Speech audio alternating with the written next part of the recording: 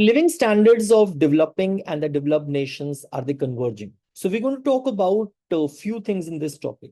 We're going to talk about what is great divergence. What are the reasons that we can expect convergence to happen? What are the perspectives on income convergence? So we'll talk about the absolute income convergence, relative income convergence, population weighted convergence, and what is the future of convergence? So opportunities and risks. Great divergence. So what is great divergence? See, there was industrial revolution. Many of the early industrialized nations, they developed very fast during that industrial revolution period. And there were huge productivity gains. There were income gains in these countries.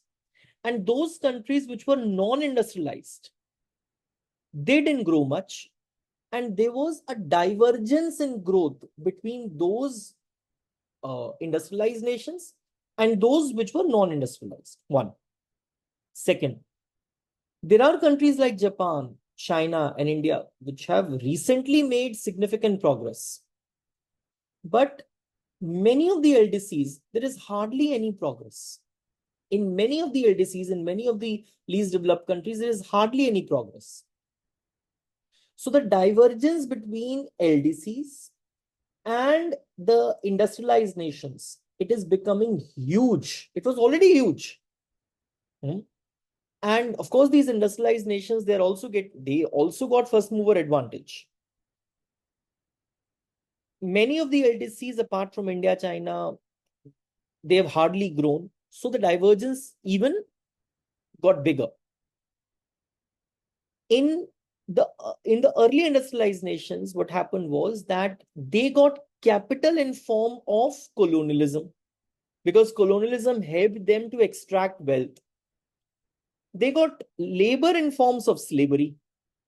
That is also the part of colonialism. So they got labor and capital. And that became the basis of their development. Later on, they didn't get capital and labor in this way, but the technological advancement, it led to the reason why industrialized nation continued to grow, right? So what are the two main reasons that we can expect that the convergence is going to happen? Supposedly, I am a developed country and you guys are a developing country. Convergence would mean that your income is going to converge to near about to my income. One thing is technology transfer. I was a developed nation. Yes. You were a developing nation. Yes. I have developed technology first. You do not have to develop. You can just use the technology which I have developed, right? So all the resources which actually go into making that technology, tweaking that technology, making that technology better, all those stages have gone.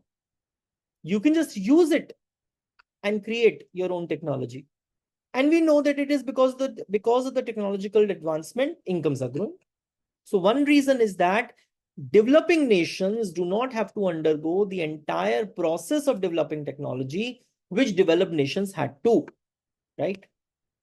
Then diminishing returns to factor accumulation. What is this? It means that I am a developed nation, you guys are developing nation. I have more capital, you have more labor. I will be using more capital in production. You know this. If I'm going to use more capital, diminishing returns to capital is going to set in, right? So what is the prudent way? I should be putting this capital in your country, right? Where capital is scarce and it will give better returns to me. Not only that, your output, your productivity, your incomes will also grow, right? So that is one reason that your incomes can grow and they can converge to my income. You with me? So perspectives on income convergence. So when you have the relative income convergence at the country level, they say this, that if you look at the two periods from 1970 to 1994, you find that there is divergence among the countries. But from 1994 to 2017, with more technological advancements, you find this, that there is a convergence. So it's not that the convergence is happening every time throughout the period, or divergence is happening throughout the period. So there are things in the world which are moving, technological advancements which are helping, the developing nations to converge towards the developed nations. One. Then you have conditional convergence. So conditional convergence is that it is possible that if you take up a similar set of countries. So when I say similar set of countries, I mean the countries which have the same savings rate, they have same labor force growth rate, they have same population growth rate, they have same investment rate or productivity rates. So you pick up those countries together. Then within those countries, the countries which are poorer, they may converge towards the countries which are richer in that group. So for example, you pick up few Asian countries. So within those Asian countries, you might find that those which are relatively poorer might converge towards those which are relatively richer. That is possible. But you say a very, very backward nation of some developing country, for example, some country in Central Africa, right? And it will converge towards a very rich European nation. It doesn't seem to be. Why? Because they're starting from a very low income level. Then avoiding selection bias. Now, what happened was that if there were studies which show that countries are converging in the income levels. Why do they show that? Because they picked up only those countries which are developed OECD countries. So what is the problem with that? When you take up already developed nations, then those who are relatively poorer in the developed nations, they will converge towards those who are relatively richer in the developed nations. Right? But when you include developing countries also in the set, then you do not find the evidence of convergence properly. Right? So selection of you are already picking up those countries which will show convergence, and then you say convergence happens. It doesn't work like that. So that's a selection bias, right? So you have to pick up countries which are diverged enough, then find out is there an evidence of convergence or not. So just your selection of countries and selection of time periods can alter the conclusions, right? Then you have absolute income convergence. So absolute income convergence is that there are countries like India and China. Are they growing? Are their income levels converging towards the richer European nations? No. Why? Although they are growing very fast, but they have started from a lower income level.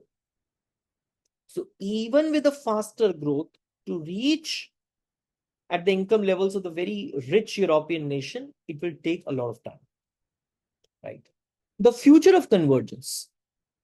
Point is that right now, if you look at it, the world is moving towards convergence. But is that convergence guaranteed? Not necessarily. You can have an armed conflict. So in that case, developing countries will protect their boundaries, or they will try to increase their income. If there is a climate change impact which is going to affect developing countries more, will they tackle with that, or will they try to increase incomes? But having said all this, that these risks are always going to be there. These risks were always there in the last 2 centuries also. There were armed conflicts. There were adverse policies. There were technological divides. Everything was happening. But still world moved towards convergence. So hopefully it will remain on the convergence path later also. Right? So now let's make points together. Please write notes along with. So great divergence. Now, what the great divergence, you mean what? There are some set of countries who have started getting industrialized since the beginning of industrial revolution, mainly your Western countries. Right?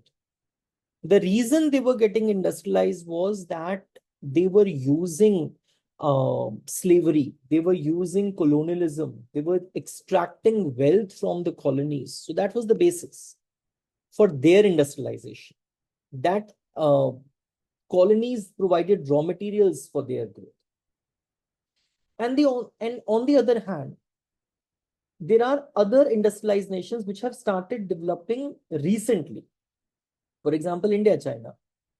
The main reason for their growth is the technological development, right? So the basis for the growth of Western industrialized nations, that is, they were getting labor in form of slavery. They were getting capital in form of the extracted wealth from the colonies. And the basis for industrialization for the newly industrialized countries is the technological development. So let's talk about that. Let's write it. Please write alongside.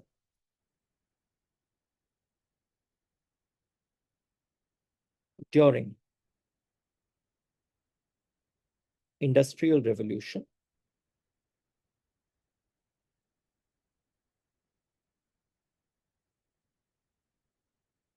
during Industrial Revolution, right? Early industrialized countries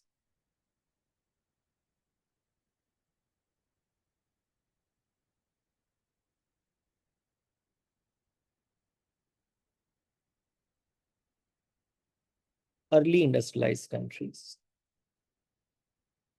experienced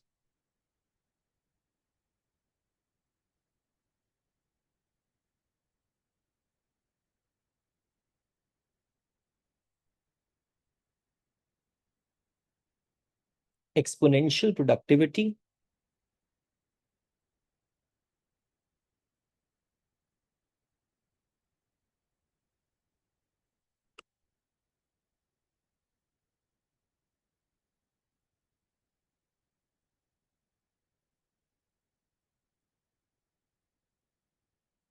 and income growth, right? So uh, these countries, they're getting industrialized, their productivity was increasing, the incomes were increasing, and they became, their living standards increased so much as compared to the non-industrialized countries at that time, leading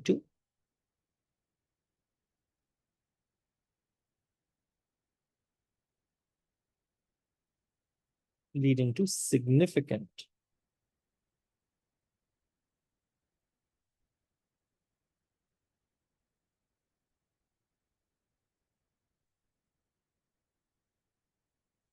divergence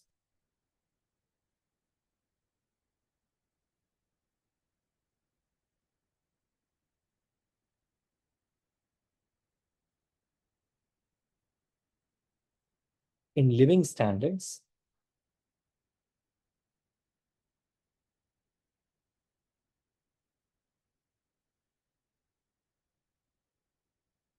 compared to non-industrialized countries.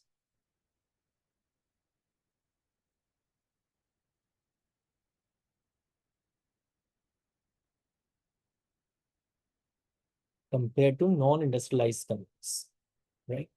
So at that time, there were few countries, industrialized nations, they were growing very fast.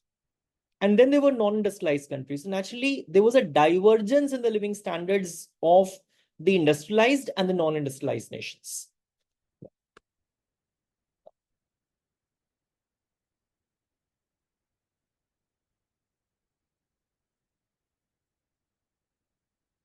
While countries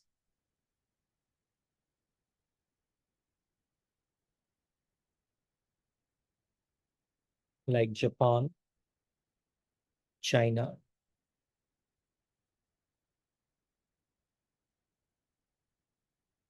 India made significant progress,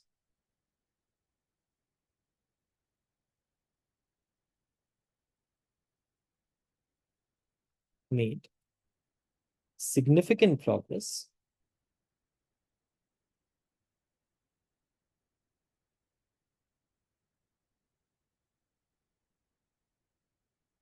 progress since the early 90s.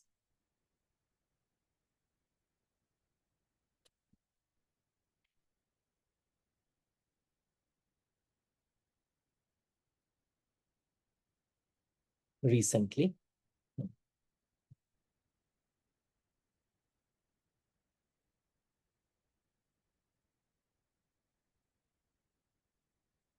many LDCs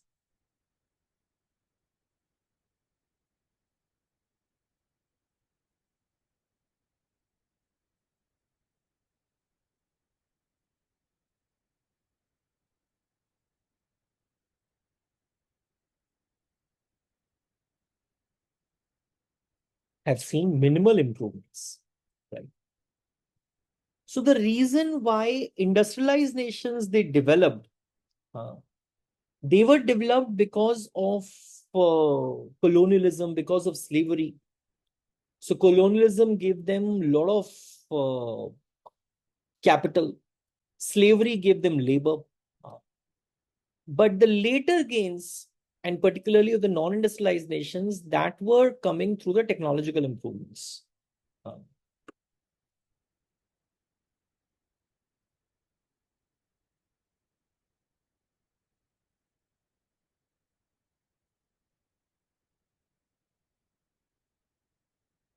the initial wealth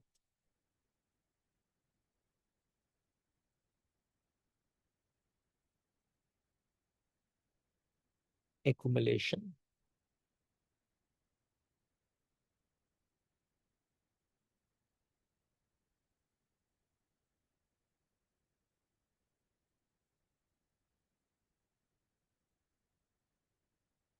In early industrialized countries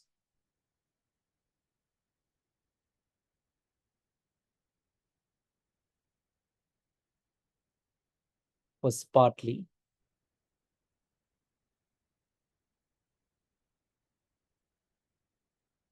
due to colonialism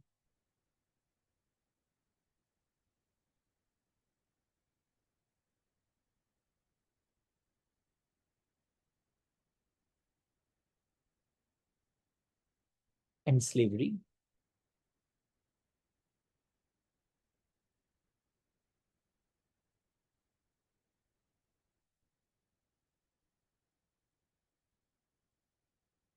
But later gains were driven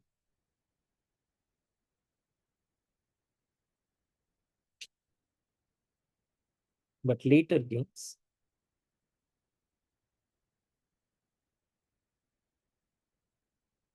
were driven by technological advancement.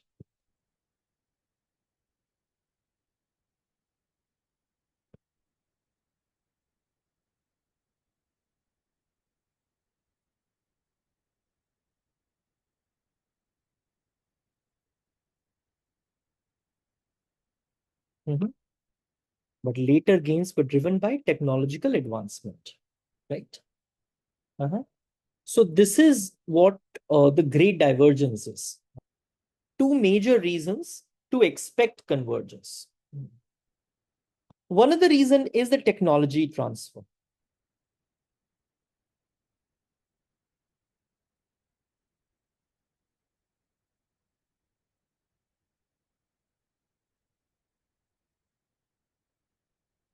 Right. So what do you mean by technology transfer here? See, developing countries can even grow faster than the developed countries. The reason is that developing countries have an advantage that they can use the technology which was developed in the developed countries. They know the technical know and how, right? They're not the first one to create new technology. They're just using that technology. They're using the technology which has helped industrialized nations to grow very fast, right? So please write developing countries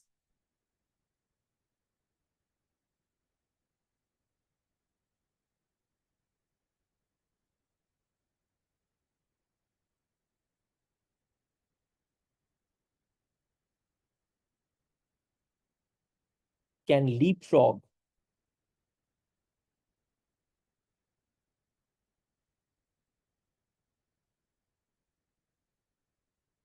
earlier stages of technological development.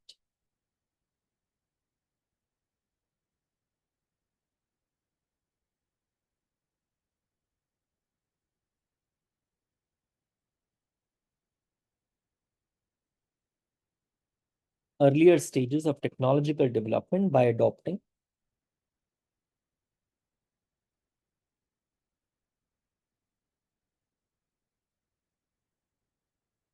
advanced technologies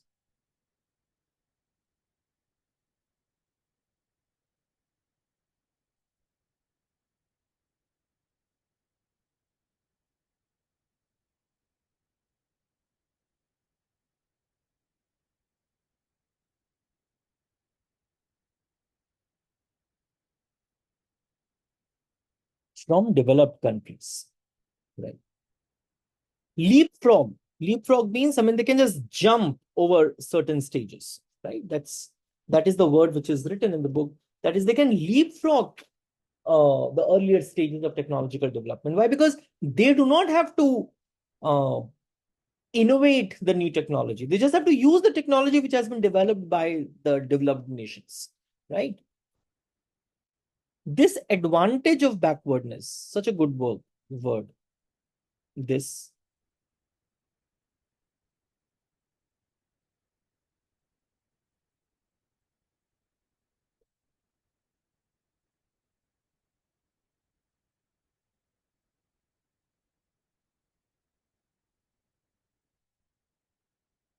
this advantage of backwardness enables them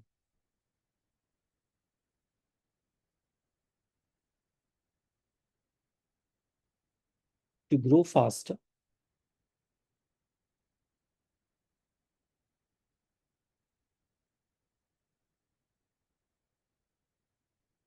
than developed countries.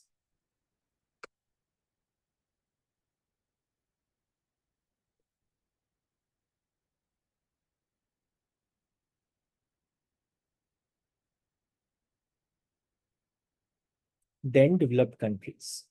Right. So you understand the meaning of this phrase, advantage of backwardness.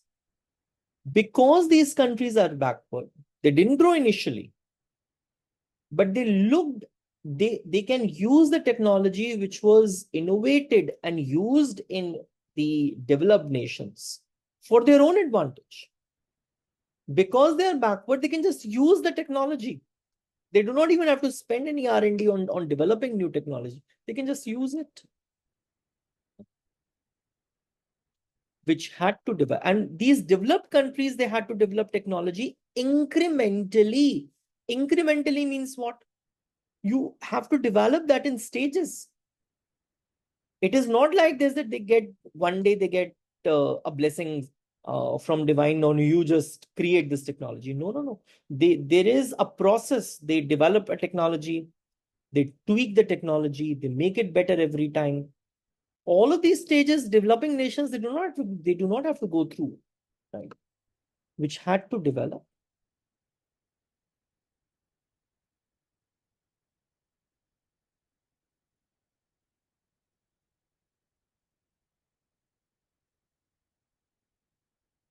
Which had to develop technology.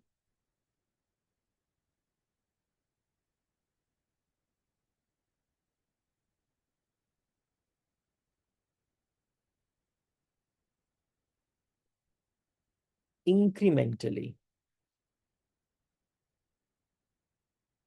Second, there is another reason that you can expect, because, and how do you, I mean, how this point show that there can be convergence? Suppose you guys are developed countries and I am a developing country. I do not have to develop technology. I can just use the technology which you have.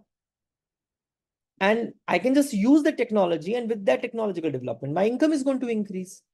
And my income is going to converge towards your income. So that is the way. Second, diminishing returns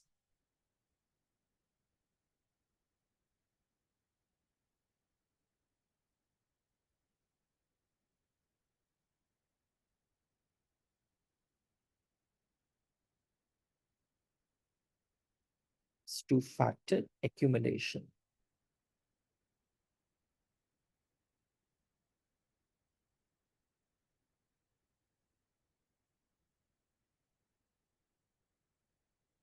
Diminishing returns to factor accumulation, right?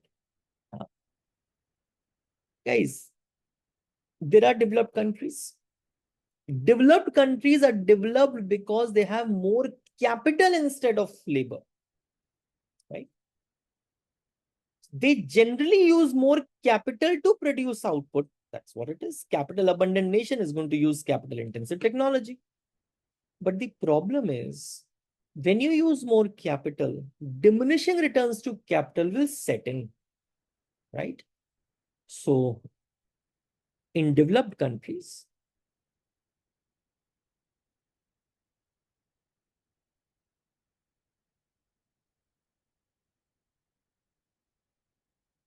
with high levels of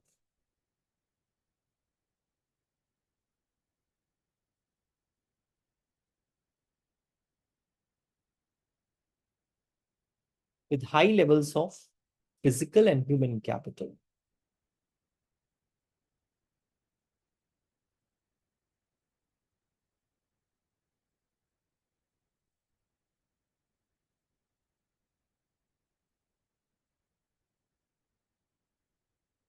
Yeah. The marginal returns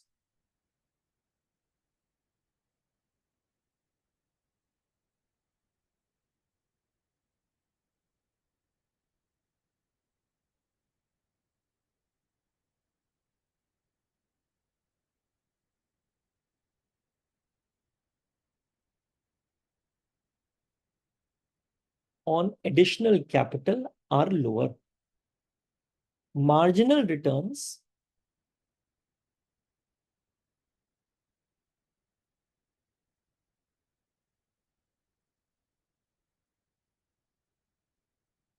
on additional capital are lower, right?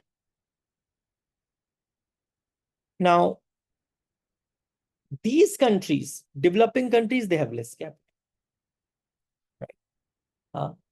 So what is going to happen? I am a developed country, you guys are developing countries. I have a lot of capital, you have less capital. I know that if I'm going to use capital in my country, there will be diminishing returns are going to settle. What can I do? I will put this capital in your country. Means your country is going to attract capital. Capital is scarce in you, right? So it is scarce in your country. When we are going to use that capital, it is going to give me better returns. I am a developed country. Instead of using capital in my country, if I use it in your country, it is going to give me better returns, right? Therefore,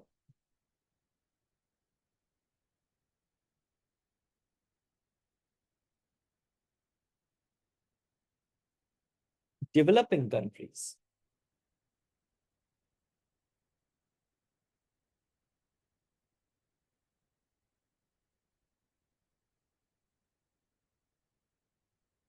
with scarce capital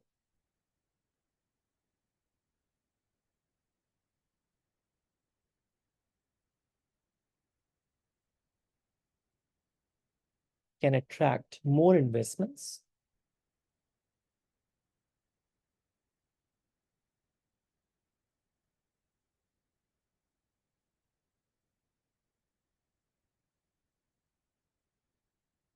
leading to faster growth.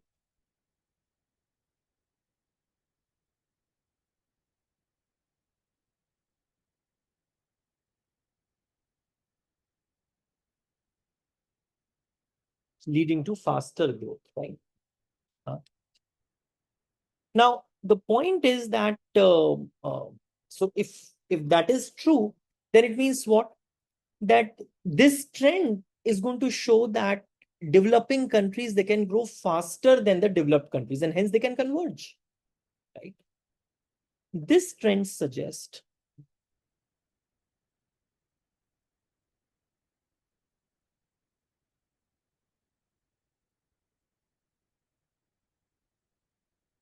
trend suggests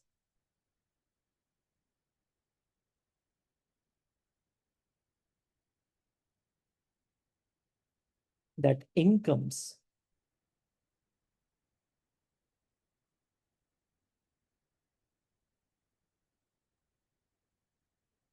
should converge over time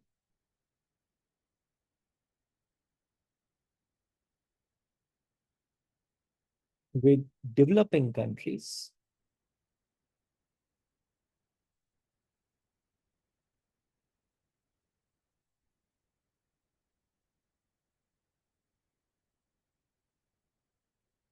countries.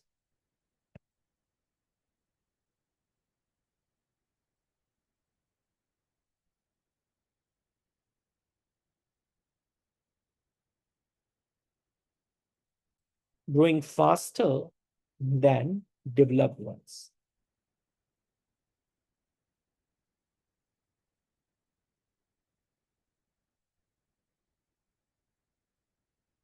right? Growing faster than the developed ones. You with me, right? Perspectives on income convergence. So there are few things here. One, relative income convergence at the country level. Relative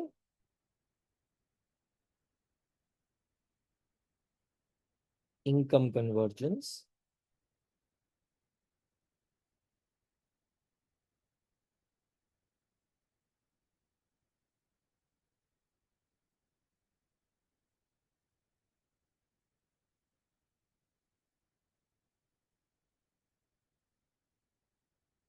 at the country level, right? So you know what? If you compare the growth rates with initial incomes, you can assess the convergence. You can assess the convergence. So if you look at the years during 1970 to 1994, right?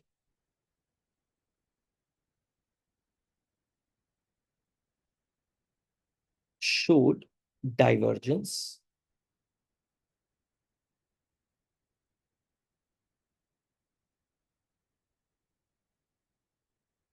but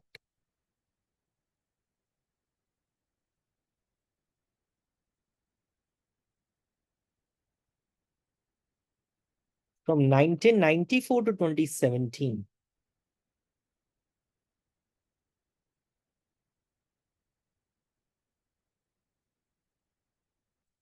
there was a noticeable shift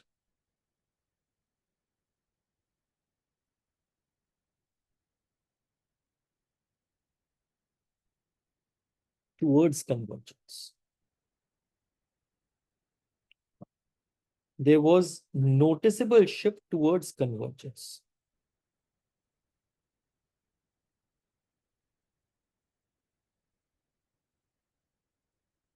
So between the early years, 1970 to 1994, there was divergence, but then technological advancement increased even further.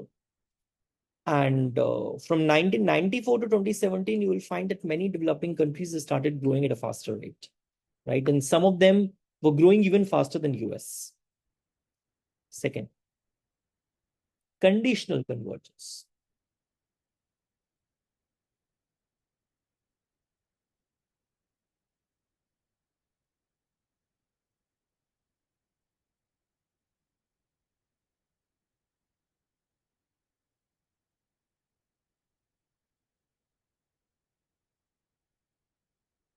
Conditional convergence. So conditional convergence is that economies which are similar. So you pick up few African economies. You pick up few Asian economies. They're similar to each other more or less. So there it might happen that those who are poorer African nations, they can converge to a similar, richer African nation. Naturally, I mean, you cannot expect just a poorer African nation is going to is going to behave like a richer European nation. No. But a poorer African nation can converge towards a richer African nation. Poorer Asian nation can converge towards a richer Asian nation. So there is a conditional convergence which can happen. So economies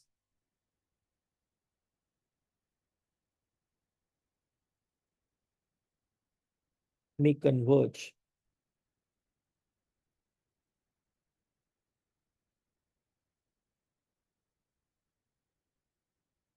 to similar income levels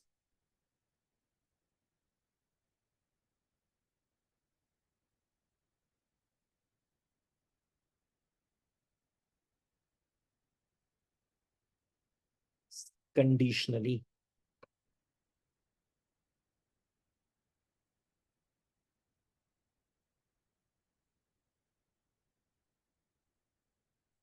Conditionally. So when you say conditionally, it means that you are picking up those economies which have similar savings rates, similar labor force rate, similar productivity rates, all those. So considering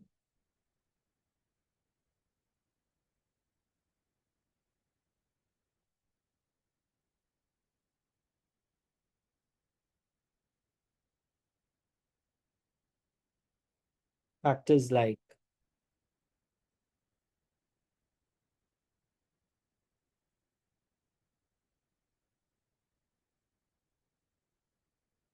savings rate,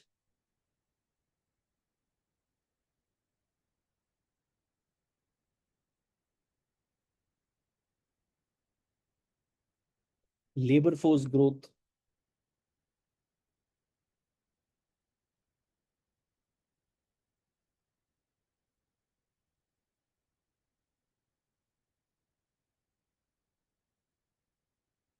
and productivity, right? So this implies a move towards convergence. So there is a conditional convergence. Okay, fine. They cannot be a full convergence, but they can be a conditional convergence.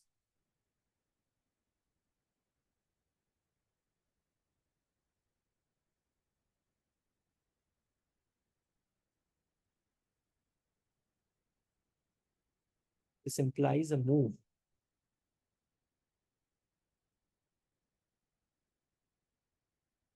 towards convergence,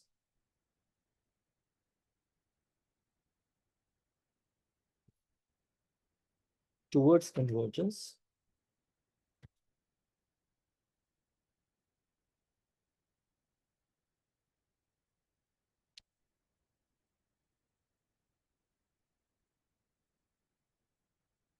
even if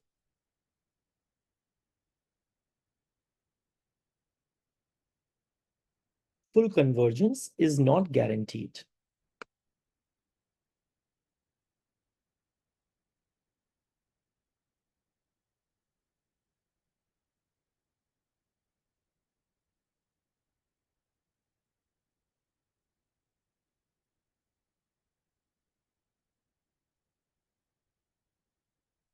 Even if full convergence is not guaranteed. Right. So, then they also say this, that you have to avoid the selection bias, because they say that if you pick up only OECD countries, developed nations, then you find an evidence of convergence, right?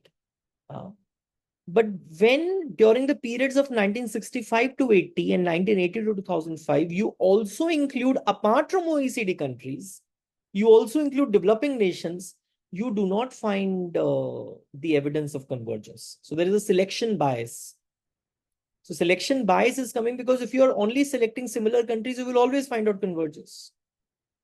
You cannot have an absolute convergence. That's not what is going to be there. So please write avoiding selection bias.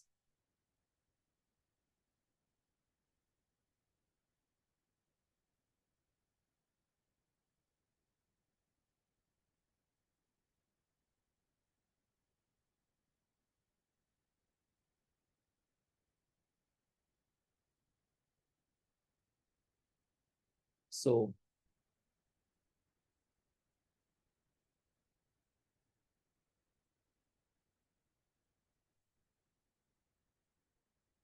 earlier studies focused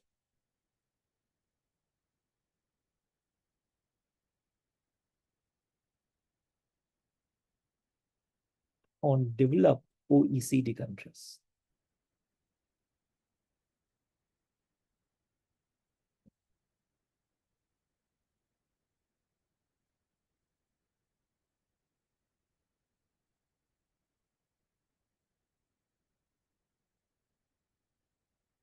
It showed convergence. But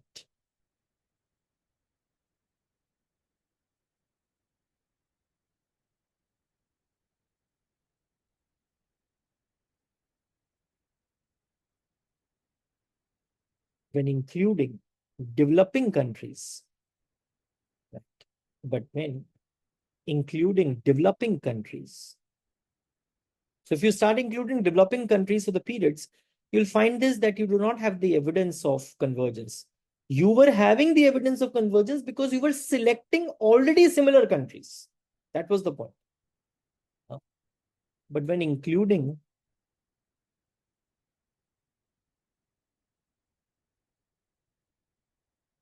developing countries,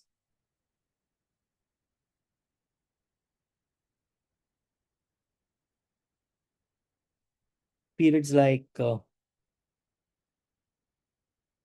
1965, 1980,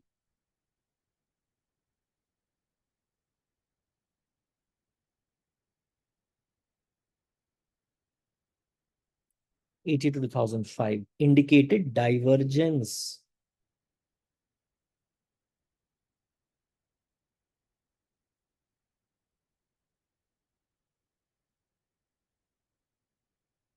Indicated divergence, right?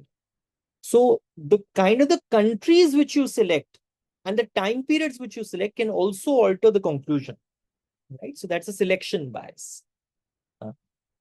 Then you have absolute income convergence.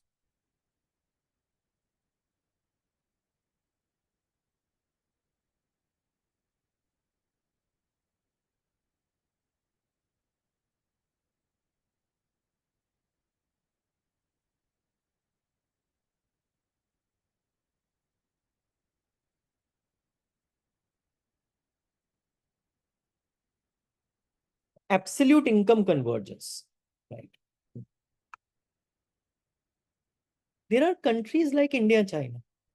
They are growing. Yes. So, but are the income levels of India, China comparable to developed nations? No. Why? Because although India, China are growing today, and they're growing faster than many of the developed nations, but those developed nations, they're already at very high pedestal. They already have very high incomes to start with. And India, China had very low incomes to start with.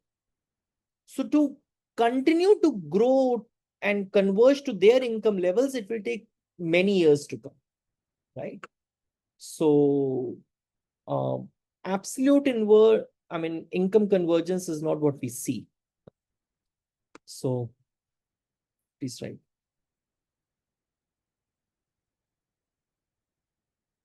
Despite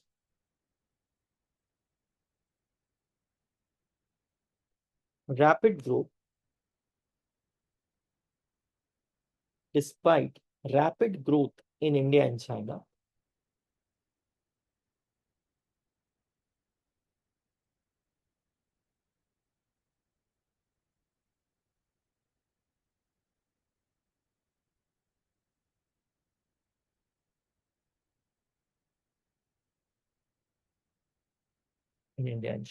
absolute income gains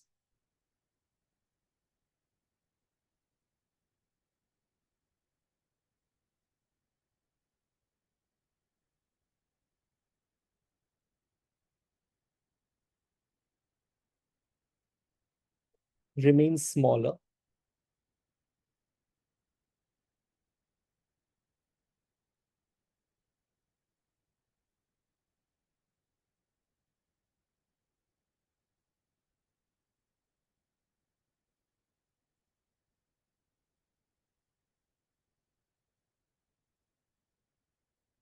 smaller in ऐसे लिखो, remains smaller than the developed countries, not in.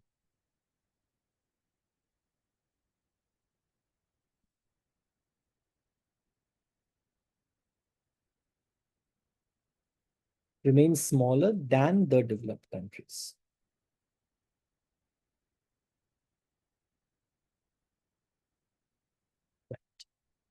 Why? Because these countries, they have a lower starting income levels due to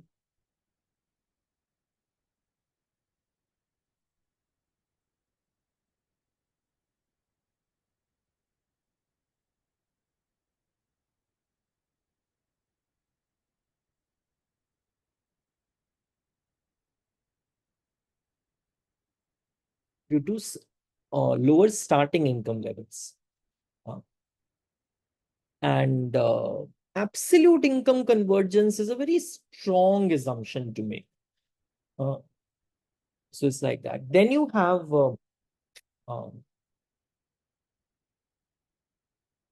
the future of convergence. The future of convergence. Now, here we are talking about certain opportunities and risks which are involved. Right. Right now we are seeing the trend is towards convergence. But is that convergence always guaranteed? That's a question.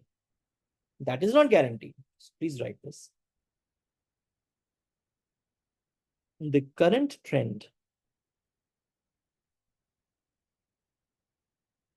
towards convergence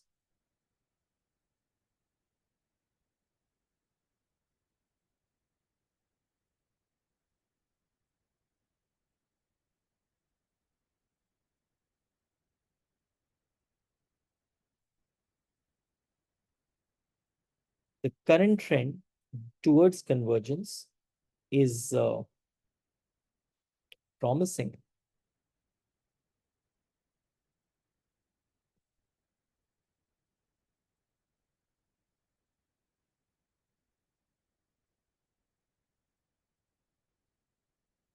But not guaranteed.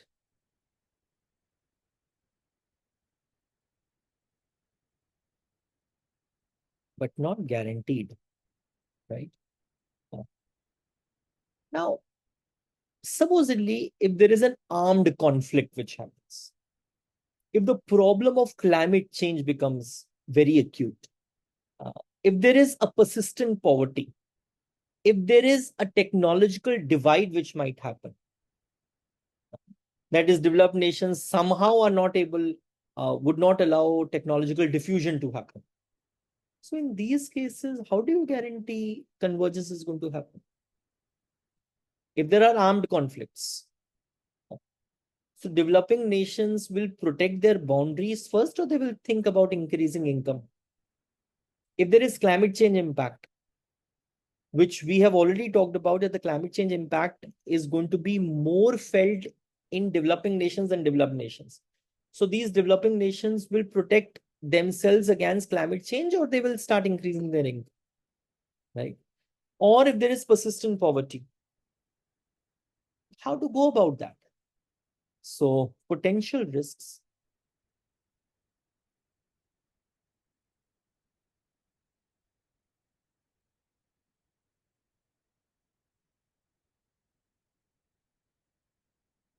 involve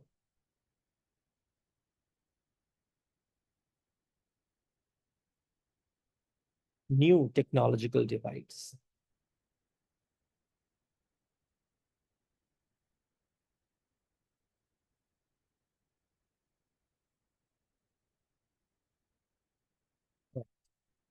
Climate change.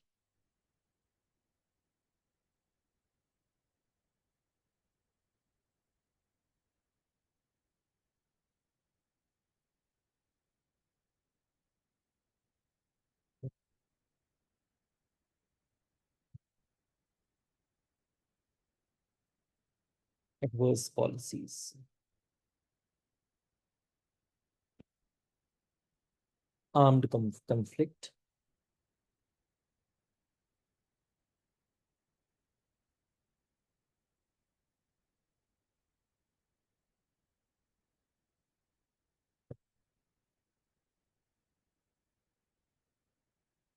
So in these cases, how do you ensure that the convergence actually happens? But you know what? As it has happened in the last 2 centuries, they were armed conflicts. They were the problems with the climate change. There were adverse policies, but still, world was on the path of convergence. So hopefully, it will remain on the path of convergence, right? So I hope it was useful to you. Please make notes, read the book, and include better points. Try to write in points the way we have written. because it is easy to learn then, right? So instead of writing very big paragraphs, write everything in points so that it is easy to revise and easy to learn. So I hope it was useful to you. Thank you, Gita.